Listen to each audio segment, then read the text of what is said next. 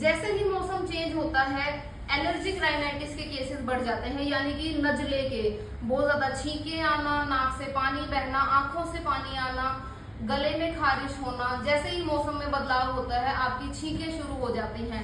आपने बहुत सारी मेडिसिन ले ली लेकिन कोई भी आराम नहीं आ रहा, तो एक बार होम्योपैथी जरूर ट्राई करें। होम्योपैथी की medicine Lemna minor mother tincture अच्छा काम करती है एलर्जिक राइनाइटिस के केसेस में।